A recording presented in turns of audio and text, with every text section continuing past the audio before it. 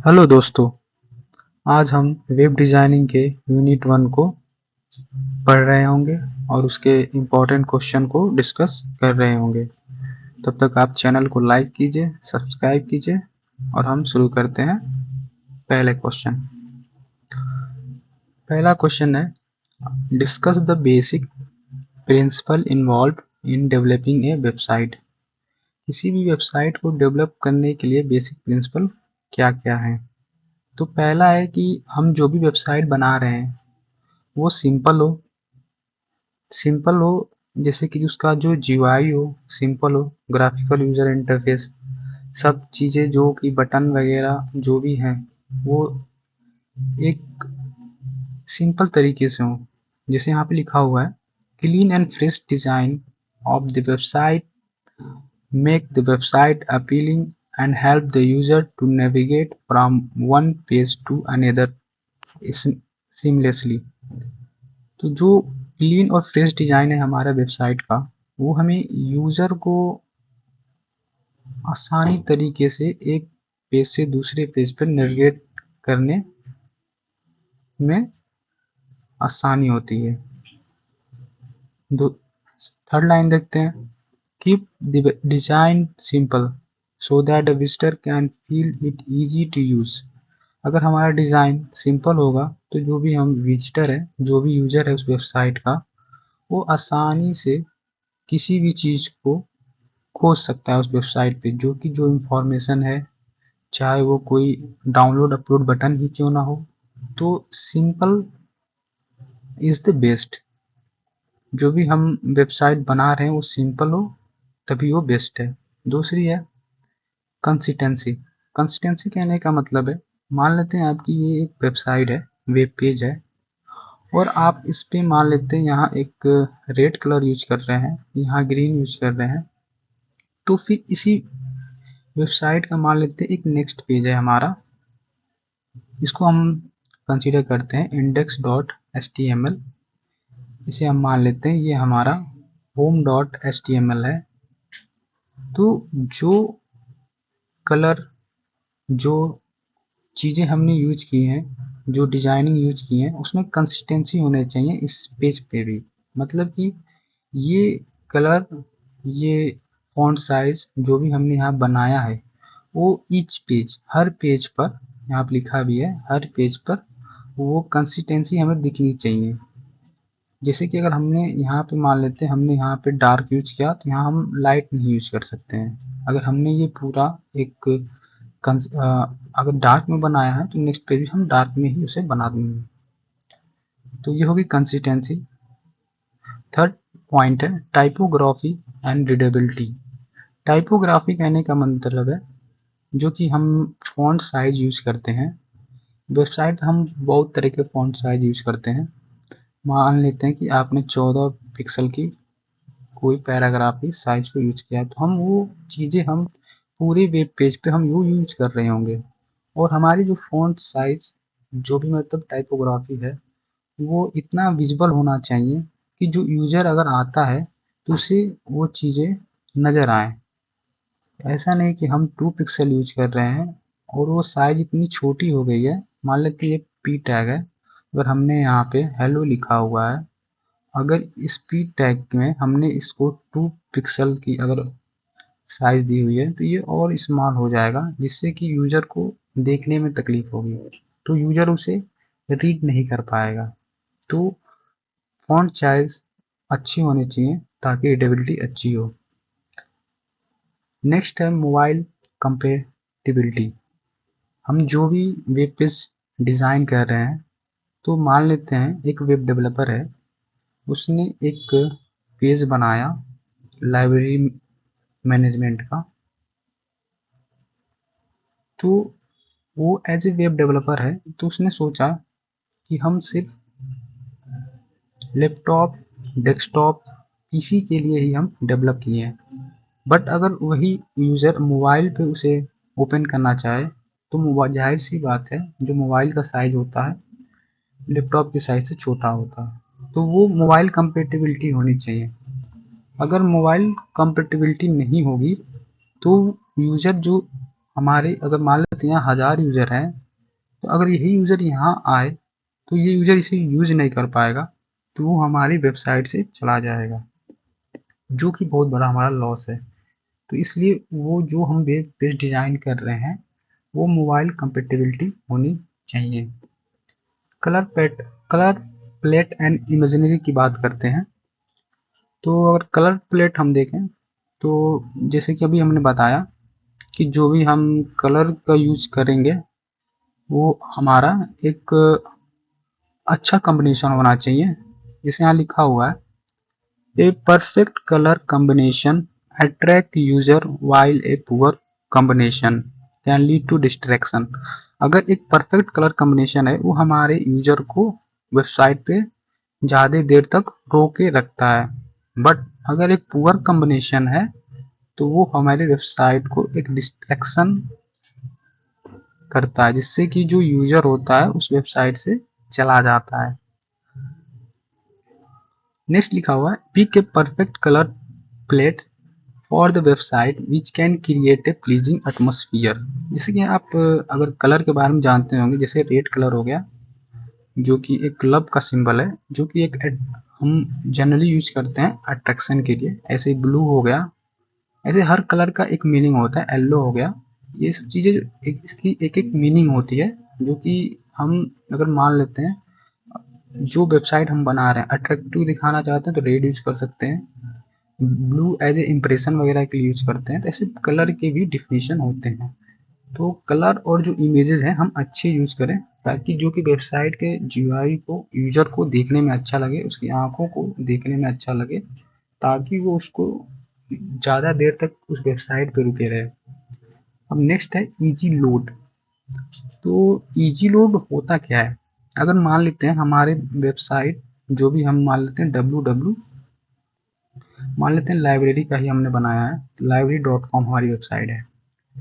अगर इसे यूज़र अपने डेस्कटॉप पर इस यूआरएल को टाइप करता है, अगर ये वेबसाइट ओपन होने में ज़्यादा समय लेती है, अगर ये ज़्यादा समय लेगी तो यूज़र क्या होगा, इस वेबसाइट से इस टैब को क्लोज कर देगा और जो दूसरी वेबसाइट होगी इससे सिमिलर उसको ओपन कर देगा।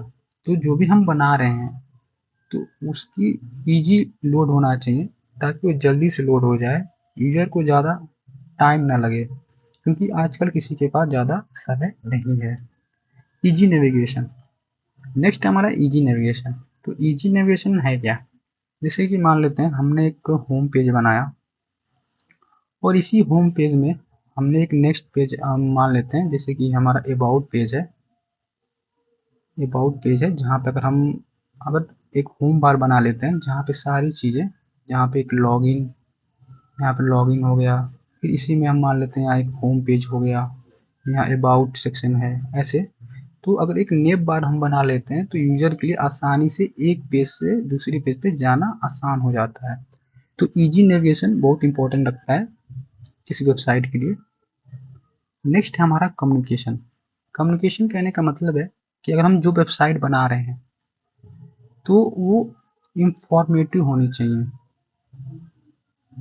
इंफॉर्मेटिव कहने का मतलब है कि हम उस वेबसाइट से कुछ यूजर को दे रहे हो, यूजर को ऐसा फील ना हो कि उसका टाइम वेस्ट हो रहा है, तो कोई आपकी वेबसाइट पे क्यों रुकना चाहे। तो जो वेबसाइट है वो कुछ इंफॉर्मेशन को प्रोवाइड कर रहा हो। तो ये हो गया हमारा कम्युनिकेशन। नेक्स्ट है हमारा question, describe in brief the step used for planning A website. Website को बनाते समय क्या क्या चीज़ें हम कंसीडर करते हैं, वो यही यहाँ कह रहा है। पहला है रिसर्च एंड गोल सेटिंग। पहले तो हम रिसर्च करेंगे, मान लेते हैं कि अगर हम पहले देखेंगे कि लोगों की नीड क्या है। अगर आप कोई चीज़ मार्केट में लाना चाहते हैं तो आपको पहले लोगों की नीड पता होनी चाहिए कि ये इनकी प्रॉब्लम है और उसे हम अपनी वेबसाइट से सॉल्यूशन दे रहे होंगे। तो हम पहले रिसर्च करेंगे क्या क्या चीज़ें हमें अपनी वेबसाइट पर रखनी चाहिए ताकि लोगों को कुछ इंफॉर्मेशन मिले। फिर इस वेबसाइट का एक गोल सेटअप करेंगे कि एट लास्ट जो हमने बनाया है इसका गोल क्या है, एम क्या है, लोगों को क्या देना चाहते हैं, लोग एट लास्ट इससे क्या इंफॉर्मेशन लेंगे। तो ये हो गया हमारा रिसर्च एंड गोल सेटिंग। ये आप डिटेल में लिख सकते हैं, आप ये पॉइंट्स पढ़ लें। नेक्स्ट है हमारा प्लानिंग द साइट।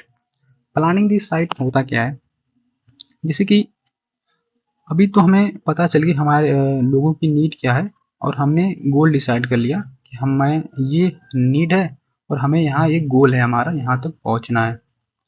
तो उसे पहुँचने के लिए पहले हम प्लान करेंगे, हमें क्या क्या चीज़ें जैसे कि उसकी ज़रूरत पड़ेगी। जैसे कि मान लेते हैं क्या क्या आउटलाइन होंगे, क्या क्या वायर फ्रेम होंगे, साइट मैप क्या होगी।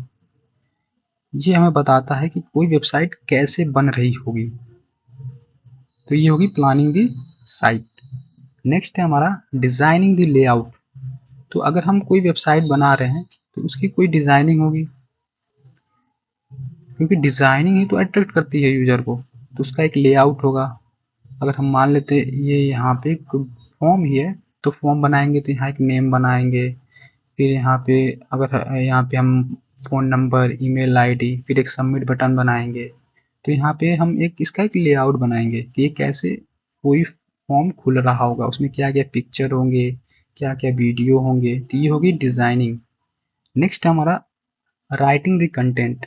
अब जैसे कि हमने जो वेबसाइट बनाई है तो उसमें जाहिर सी बात है हम यूज़र को क्या देना चाहते हैं, इंफॉर्मेशन।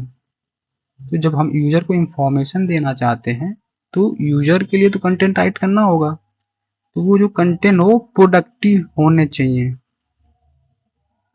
क्योंकि बिना प्रोडक्टिविटी के कोई यूज़र आपकी वेबसाइट पे नहीं रहने वाला। तो जो कंटेंट हो वो अच्छे होने चाहिए, हम अच्छे कंटेंट प्रोवाइड कर रहे हो ताकि यूज़र आपसे वेबसाइट से जुड़ा रहे और आप ज़्यादा से ज़्यादा प्रॉफिट ले सकें। जितनी ज़्यादा ट्रैफिक होगी उतनी ज़्यादा वेबसाइट पे लोग आ सकें। नेक्स्ट है हमारा कोडिंग दी वेबसाइट। तो कोडिंग दी वेबसाइट ये हमारा इम्पोर्टेंट होता है, जो बताता है, जो कि एज ए डेवलपर का ये पार्ट होता है। आप डेवलपर को हाई कर सकते हैं कि आपको ये वेबसाइट चाहिए, हमको ये टेक यूज करना है, ये हम फ्रेमवर्क यूज करना चाहते हैं। तो डेवलपर क्या करता है, उसे कोड करता है, क्योंकि कोई वेबसाइट बिना कोड के नहीं बनती। तो ये होगी हमारी कोडिंग दी वेबसाइट। नेक्स्ट हमारा टेस्टिंग एंड लॉन्चिंग। टेस्टिंग जैसे कि डेवलपर ने उस वेबसाइट को कोड कर दिया, तो टेस्टिंग एंड लॉन्चिंग में क्या होता है, हम उसे इम्प्लीमेंट करते हैं। ये हम लॉन्च करके देखते हैं कि क्या हमने जो बनाया उसमें कुछ बग तो नहीं है, कुछ एरर तो नहीं है, सारे जो पेजेस हैं वो ओपन तो हो रहे हैं। तो ये हो गया हमारा टेस्टिंग एंड लॉन्चिंग। अगर इस चीज़ से अगर हमारा वेबसाइट पास कर जाता है तो यानी हमने एक अच्छी वेबसाइट को बनाया है। नेक्स्ट है हमारा मेंटेनेंस, ये जो कि सबसे इम्पोर्टेंट होता है। जैसे कि अब आप सोच रहे होंगे वेबसाइट बन गई तो मेंटेनेंस की क्या जरूरत है। जैसे कि नई नई टेक्नोलॉजी आती रहती हैं मार्केट में, तो रिस्क भी आते रहते हैं। तो जब रिस्क आता है तो कुछ किसी वेबसाइट के डेटा को लीक होने के चांसेस ज़्यादा होते हैं। तो मेंटेनेंस में क्या होता है, जैसे मान लेते हैं HTML5 आपके डेवलपर ने बनाया, नेक्स्ट मान लेते हैं कुछ इंप्रूव होकर HTML6 आ गया, एक मान लेते हैं। तो वहाँ पे क्या होता है कि मेंटेनेंस में हम इस चीज़ों को नई टेक्नोलॉजी से जोड़ रहे होते हैं, उसको मेंटेनेंस प्रोवाइड कर रहे होते हैं। कहीं साइट क्रैश हो गई, ज़्यादा यूज़र आ गए, हम उसे रिस्पॉन्स हमारा साइट नहीं कर पा रहा है, अच्छे से वर्क नहीं कर रहा है, तो ये सबसे इम्पोर्टेंट पार्ट होता है, जो कि एक सॉफ्टवेयर टीम हमेशा प्रोवाइड करती है, मेंटेनेंस। ठीक है, तो ये थे हमारे इम्पोर्टेंट पॉइंट्स। नेक्स्ट है हमारा write a short note on domain name and web hosting. तो डोमेन नेम होता क्या है, तो डोमेन नेम हम देखें तो यहाँ से आप समझ सकते हैं। जैसे कि एक यूआरएल हमारा है, पहले हम इसे कंसीडर करते हैं, मान लेते हैं www.example.org है। org स्टैंड होता है हमारा ऑर्गेनाइजेशन के लिए, स्टैंड होता है। और ये हमारा वर्ल्ड वाइड वेब है जो कि www होता है, ये हमारा प्रोटोकॉल है जो कि ये सिक्योरिटी के लिए यूज होता है। तो यहाँ पे अगर आप देख रहे होंगे तो ये जो हमारा है टॉप लेवल डोमेन होता है, जैसे ये यूके का है, ये फिर ऑर्गेनाइजेशन का, ये ब्लॉग के लिए है। तो ये हमारा टॉप लेवल डोमेन है। और इसके बाद अगर देखें सेकेंड लेवल डोमेन होता है जो कि ये हमारा ये नाम है, जैसे एग्जाम्पल हो गया। अब इसे मान लीजिए यहाँ पे facebook.com होता तो ये फेसबुक हमारा सेकेंड डोमेन हो जाता, और ये हमारा थर्ड लेवल डोमेन है, ये हमारा www वर्ल्ड वाइड बाय ये हो गया, ये हमारा प्रोटोकॉल है। तो ये हो गया हमारे डोमेन टाइप।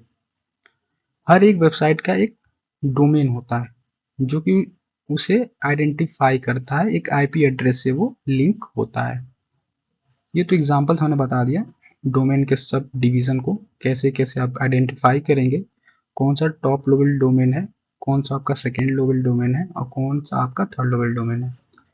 तो एक देख लेते हैं, यहाँ पे एक डोमेन होता है जो आईपी एड्रेस से लिंक होता है। जैसे आईपी एड्रेस आपकी मान लेते हैं 198 168 ऐसे करके आपकी एक आईपी एड्रेस होगी। तो हम आईपी एड्रेस तो याद कर नहीं सकते, तो इसीलिए इससे रिलेटेड हमने एक नेम को याद कर लिया जो कि हो गया हमारा डोमेन नेम, जिसे हम आसानी से सर्च कर लेते हैं। जैसे मान लेते हैं ये गूगल ही था और गूगल का आईपी एड्रेस है, इतने बड़े डिजिट को याद करना आसान नहीं होता, इसलिए हमने इसे एक नाम दे दिया जो कि हो गया गूगल, जो कि हो गया हमारा डोमेन नेम। अब वेब होस्टिंग पे आते हैं। अब वेब होस्टिंग क्या होती है, जैसे कि हमने कोई अगर वेबसाइट अपने बनाया लोकली, अगर हमने अपने मान लेते हैं बीएस कोड आप यूज कर रहे हैं, तो वहाँ हमने वेबसाइट को इम्प्लीमेंट किया। अब उसे वो तो आपके सिस्टम में लोकली है, तो सिर्फ जो यूजर आपके सिस्टम पे आएगा सिर्फ वही तो देख पाएगा। बट हमें क्या चाहिए कि ये जो हमारी वेबसाइट है वर्ल्ड वाइड, मतलब पूरे वर्ल्ड में कहीं से भी किसी भी दुनिया के कोने से एक्सेस हो सके, तो हम उसे होस्ट करते हैं। होस्ट के लिए आपने बहुत सारी कंपनियां आपको अगर आप सर्च कर रहे होंगे तो आती होगी, GoDaddy वगैरह ऐसे बहुत सारी आती हैं जो कि आपको होस्टिंग देती हैं, कुछ आपसे चार्जेस लेती हैं पर मंथ के, फिर आपको सिक्योरिटी और मेंटेनेंस भी देती हैं। तो जनरली होस्टिंग होता है हमारा ताकि हम सारी चीज़ें जो भी हमारे लोकली सिस्टम पे था अब उसे हम अपने एक इंटरनेट की दुनिया पे ला सकें ताकि सभी लोग उसे एक्सेस कर सकें। नेक्स्ट है हमारा डिस्कस रिस्पॉन्सिव वेब डिज़ाइन। तो रिस्पॉन्सिव वेब डिज़ाइन जैसे कभी बताया हमने कि अगर मान लेते हैं अगर ये वेब डेवलपर है, इसने सोचा कि हम वेब बनाते हैं, बट उसने ये कंसीडर नहीं किया कि हमारे अधिकांश यूजर जो भी मतलब 90% जो यूजर हमारे मोबाइल एप्लीकेशन को यूज कर रहे होते हैं, क्योंकि मोबाइल ईजी होता है, ईजी टू यूज होता है, क्योंकि आसानी से हम उसे यूज कर लेते हैं। बट लैपटॉप के लिए आपको ओपन करना पड़ेगा, फिर उसे सर्च करना पड़ेगा, ये थोड़ा हमें आलस जैसा महसूस होता है। बट मोबाइल को यूज़ करना आसान नहीं होता है। तो रिस्पॉन्सिव कहने का मतलब ये है कि जो चीज़ें हमने वेबसाइट को डिज़ाइन किया वो सारे डिवाइस पे ओपन होनी चाहिए। मान लेते हैं आईपैड हो गया, जो भी मतलब टेबलेट्स हैं उस वहाँ ओपन होने चाहिए, क्योंकि टेबलेट की साइज़ कुछ और होगी, मैकबुक हो गया उसकी साइज़ कुछ और होगी, जो मोबाइल फ़ोन है उसकी साइज़ कुछ और होगी। अगर मान लेते हैं अगर आपका छोटा फ़ोन है उसकी साइज़ कुछ और होगी, तो सब वेबसाइट पे ओपन होनी चाहिए। ये होती है रिस्पॉन्सिव वेब डिज़ाइनिंग। और रिस्पॉन्सिव होने का मतलब ये नहीं कि सिर्फ ओपन ही होनी चाहिए, बल्कि अच्छी तरीके से ओपन होनी चाहिए। उसका जो लोडिंग टाइम है वो भी अच्छा होना चाहिए। अगर हमने खोला तो 2 सेकेंड से ज़्यादा समय ना ले, तुरंत खुल जाए। अगर इंटरनेट स्पीड ज़्यादा है वो तो अलग बात होगी कि इंटरनेट स्पीड स्लो है, बट नॉर्मल अगर इंटरनेट स्पीड है तो 1 से 1.5 सेकेंड में वो वेबसाइट खुल जानी चाहिए। ये होता है हमारा रिस्पॉन्सिव वेब डिज़ाइन। नेक्स्ट है हमारा what are the types of website. Website के टाइप्स क्या क्या है। तो पहला है हमारा स्टैटिक। स्टैटिक कहने का मतलब है कि ये वेबसाइट जैसे कि अगर आप कोई ऐसी वेबसाइट हो जहाँ पे मतलब जो इंफॉर्मेशन है वो हमेशा सेम टू सेम हो, चेंज ना होती हो।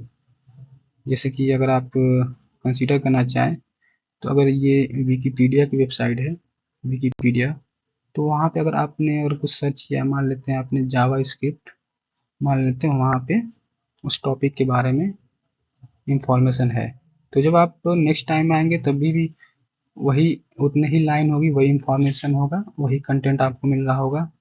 10 दिन बाद आएंगे तब भी वही मिल रहा होगा, अगर वहाँ से वो चीज़ें डिलीट ना हुई हो तो। ये था हमारा स्टैटिक वेबसाइट जो कि बना होता है HTML, CSS और जावा स्क्रिप्ट से।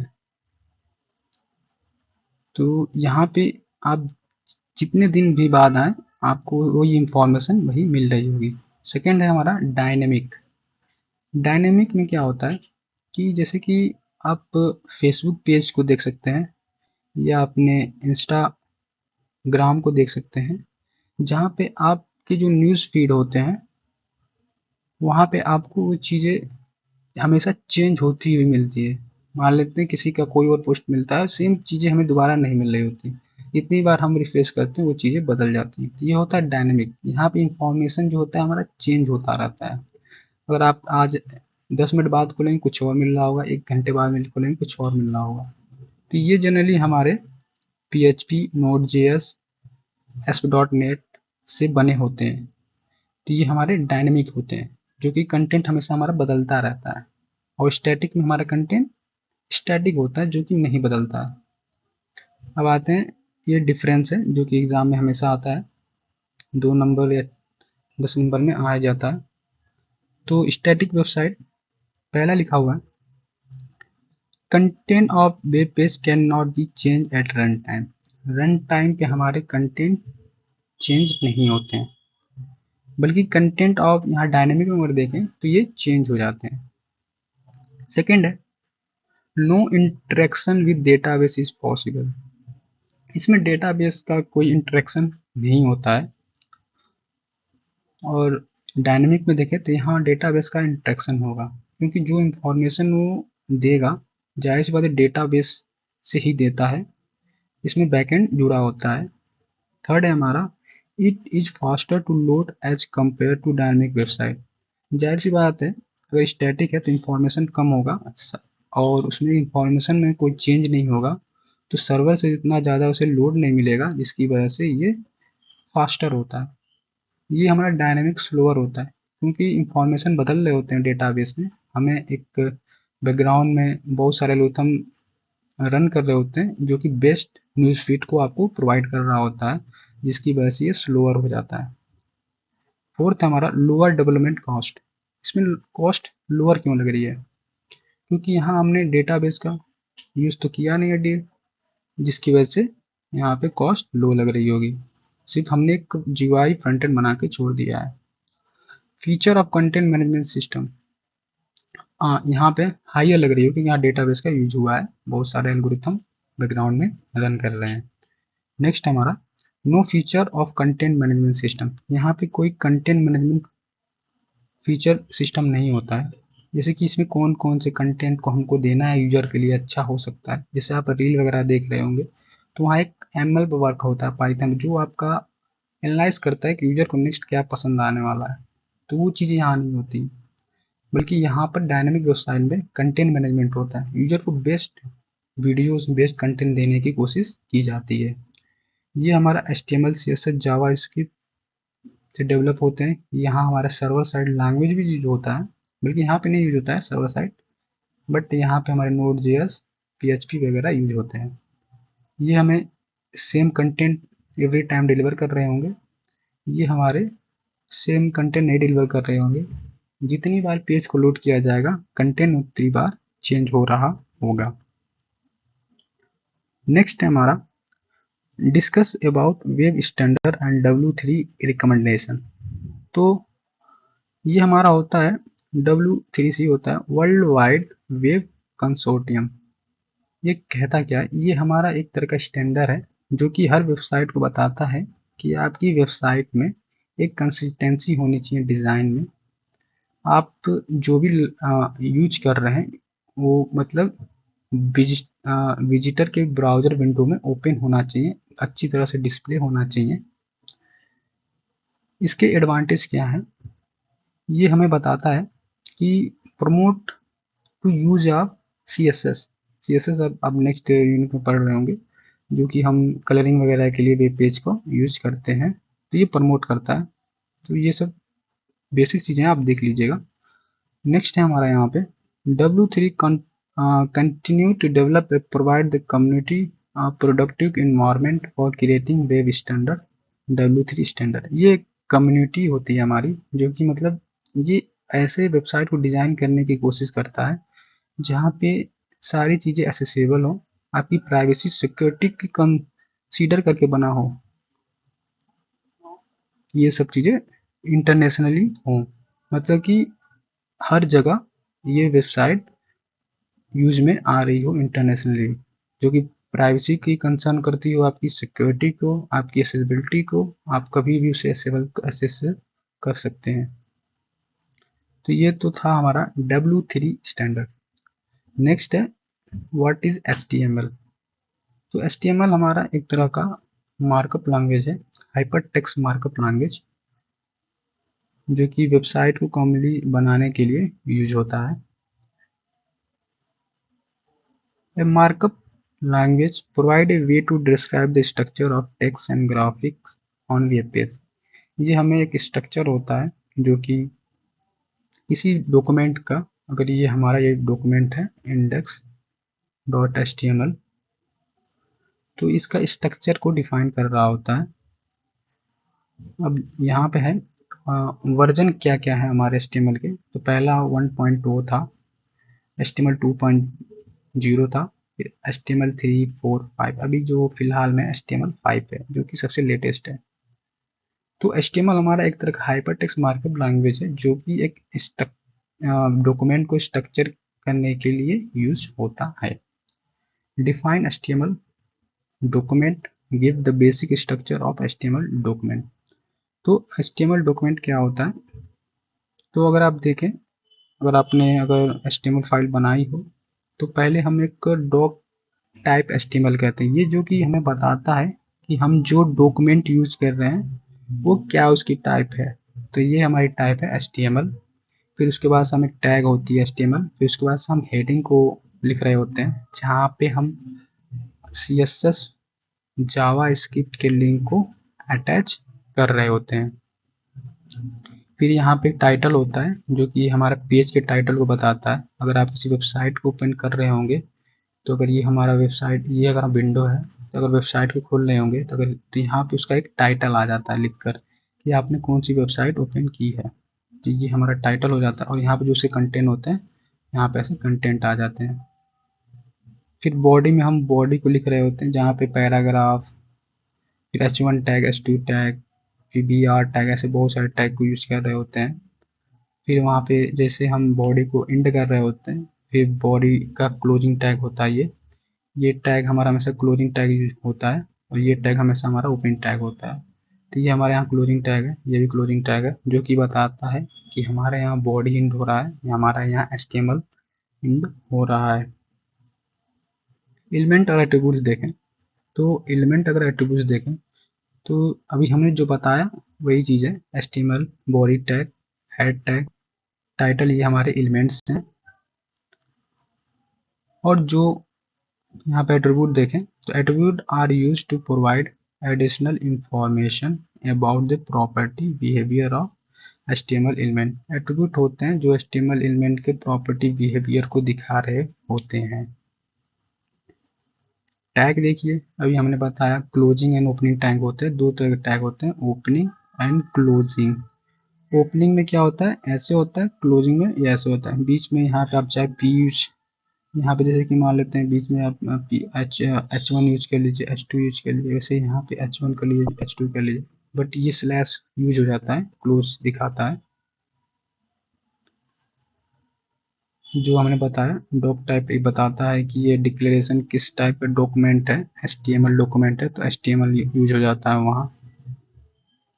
नेक्स्ट क्वेश्चन है हमारा, write the step to create a HTML document. तो HTML डॉक्यूमेंट में क्या क्या स्टेप है क्रिएट करने के। तो पहली तो बात है कि आपको पहले डिसाइड करना आप कौन सा सॉफ्टवेयर यूज कर रहे हैं, कौन सी आईडी यूज कर रहे हैं। तो मान लेते हैं हम VS कोड यूज कर रहे हैं, यहाँ पे तो नोट नोट पैड है, नोट पैड भी यूज कर सकते हैं, बट VS कोड आजकल बहुत ज़्यादा यूज होता है। तो VS कोड में हम क्या करते हैं कि पहले हम एक फाइल बनाते हैं। मान लेते हैं हमने एक index.html की फाइल बनाई। अब ये एक्सटेंशन हमेशा HTML होगा, इसके जगह पर आप HTML भी यूज कर सकते हैं, दोनों सेम है, दोनों HTML डॉक्यूमेंट को ही दिखाते हैं। तो एक्सटेंशन बहुत इंपॉर्टेंट है। तो जब फाइल बन जाए तो उस फाइल में हम उसके बाद से फर्स्ट लाइन लिख रहे होते हैं डॉक्यूमेंट टाइप, जो कि बताता है हमारे डॉक्यूमेंट क्या है, HTML लैंग्वेज कौन सी लैंग्वेज है, इंग्लिश। फिर हेडिंग टैग में हम जाकर वहाँ पे टाइटल को लिख रहे होते हैं, जो बताता है ये एक यहाँ पे जैसे लिखा हुआ है कि ये सिंपल HTML डॉक्यूमेंट।